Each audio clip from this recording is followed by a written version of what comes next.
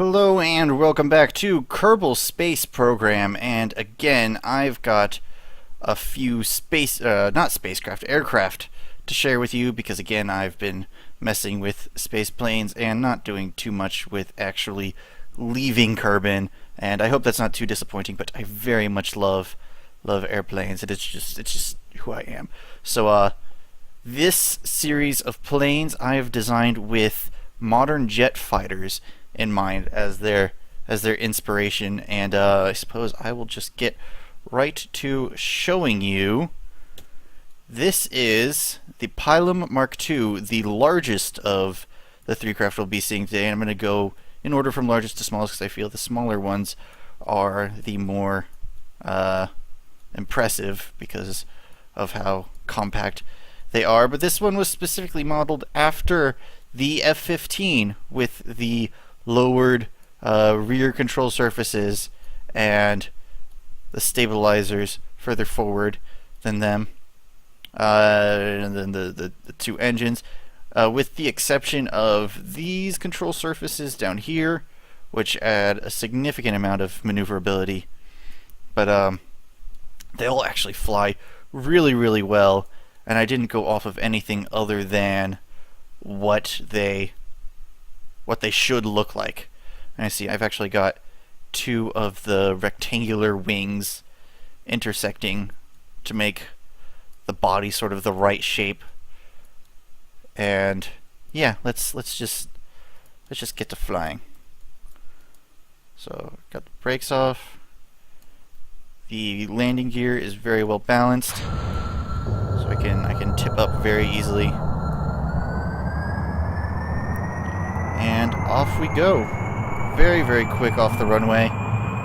Very fast. And its silhouette looks remarkably like modern day jet fighters, if I do say so myself. Which I do, because I just did. Do I have the right mics up? Yes, I do. Sorry, I'm always paranoid. Rolls quite fast. It turns pretty nicely. I would say it's definitely good for its size and how fast it turns. I don't actually know how it compares to actual jet fight in its turning radius, and I actually wouldn't know how to exactly measure its turning radius, but it feels good. It feels good, especially considering its size. And it's mostly wing surfaces, so it glides very well. In addition to all that, and it flies straight as an arrow. Which arrows don't actually fly straight; they arc downward. But it doesn't arc downward. It's a figure of speech. It'd be bad if it started arcing downward. But yeah, it's I point it in a direction and it doesn't move off that direction. It's very nice, and I'm gonna just maybe try to go for a loop. Do a loop. Was I a little close to the ground for a loop? Actually, do I gain altitude in a loop? I shouldn't. Oh crap, this is a bad idea. Okay. Abort the loop. Ah, nearly made it. Okay, so the loop didn't work. You saw how stable that thing is, that I definitely could have landed it, but I chose not to. Yes, this was all according to plan. Next plane! This next plane is the medium-sized one. And I'm not actually exactly sure what kind of plane it was originally based off of. I just figured we'd do the same kind of body thing and put some air intakes and engines right underneath the wings, and that would look about right. And it's a little bit messier than the other two, but it flies well enough if I do remember correctly. These are rocket fuel tanks, but I take out all the oxidizer because I have absolutely no use for it, and I left the brakes on. I'm a genius. It takes off very quickly, and it also flies extremely straight, and it actually rolls a little bit slower than the Pylon. This is the Javelin Mark I. I don't remember if I said that or not. It's a happy little plane. It turns a little bit... It turns a little bit too fast for itself. It looked like I was going to lose control, but I was pulling... I didn't let up at all. I was still pulling back as hard as I could, and I still had control. It looked like I was about to lose it. Do we do another loop test? I think we do some maneuvers. Try to do some barnstorming, get close to these buildings. Can I turn in fast enough? I think I'm just actually like in a stable circle. So let's just turn around and make a pass.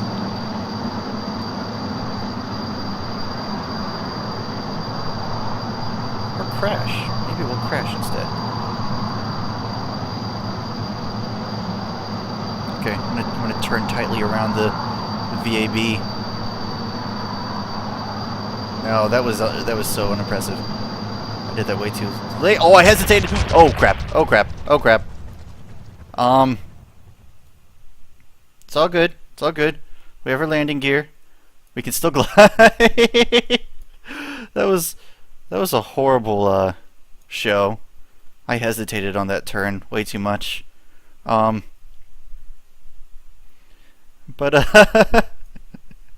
you will live this time, Tombles. You will live this time.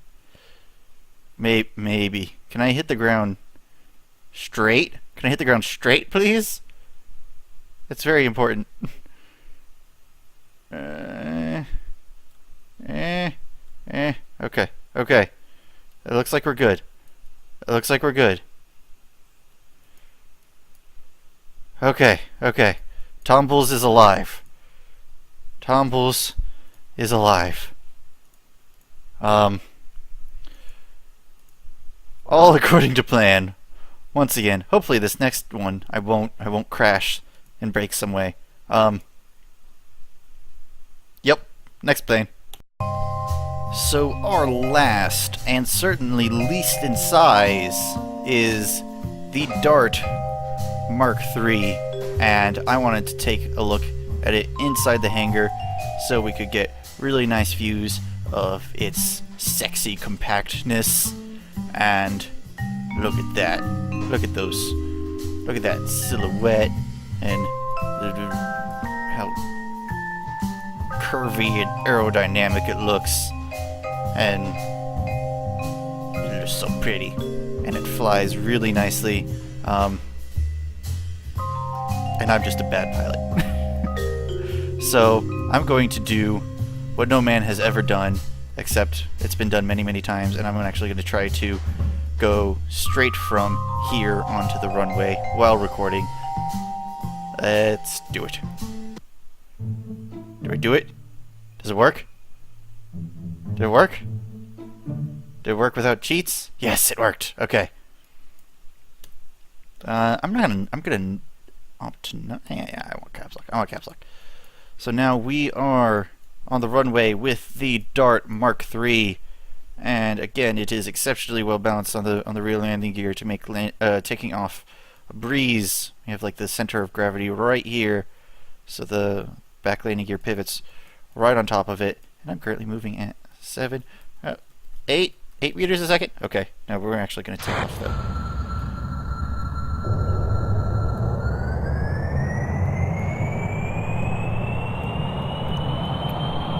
Look at it go. Look at it go. It rolls very fast. And turns a little bit tight. Turns a little bit tight. But its thrust to weight ratio is remarkable compared to the other two. So it can pull itself up out of any dive and turn exceptionally well. And the trickiest thing about it was getting the rear landing gear straight, mounting them on these angled surfaces. They're actually angled in two respects. They're actually angled down a little bit in comparison to. Are they? I think they're angled down a little bit in comparison to the cockpit. Most of these designs were made possible, and I didn't use part clippings for any of them. I just used clipping that it naturally allowed me. I attached the cockpit to a slanted surface on this end. On the other two, it was one of the tails, and then attached a fuel tank to it at an angle that made weird things, and then I put these rectangular wing surfaces on it to make sort of a lifting body shape for the jet planes, and then just attached all the wings and control surfaces on it in the appropriate places. And then we've got more of these nose cone shapes and more fuel tanks for the engines to get in that configuration. And it ends up looking remarkably like modern jet design. And it works really well too, just by mimicking the shape, not even worrying about specific numbers like what they use for thrust to weight ratio and where their centers of lift and centers of gravities are. Just making it look like them worked. Very fun little planes. I have to say, this one's probably my favorite. And then next is the largest one. The first one I looked at, the Pylon. Was it the Pylon? Yeah, that was the Pylon. So let's do some first-person flying. And let's go for a loop. Should we go for a loop at first person? I think I should go for a loop at first person. I'm gonna climb a bit. No, not first person. Alright, going for the loop. Then I want to cut my engines when I'm pointing downward. And then bring them back up as I turn around. Yeah, that's how you do a loop. That's how you stop yourself from slamming yourself in the ground in a loop. So I say we try to actually bring this one around for a landing. Maybe we land over there. Yeah, there's no reason to fly that far. So we got gear down, and this gear is in fact straight. It was difficult to get it like that. I'm preempting that gear by a whole lot.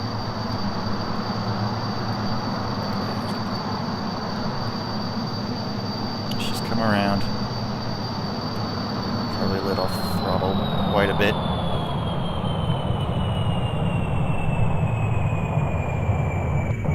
Let's cut it right here.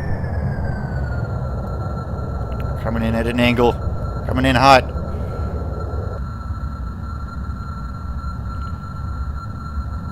Going to reduce our speed by quite a bit, and since we're so small, such a large portion of the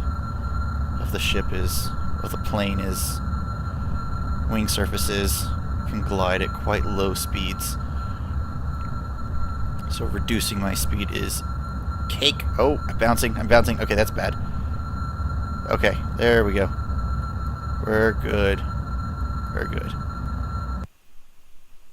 It shakes a little bit, but nothing breaks. And there you have it, the Dart Mark III and the other two ships, all built basically one after the other, pursuing, trying to mimic modern jet plane design. And I hope you have enjoyed this episode of, not really episode, but this Kerbal Space Program plane showcase. And please comment on ideas for planes and what you thought of them, and like if you like and all that stuff. And thank you again for watching. We'll see you next time. Goodbye.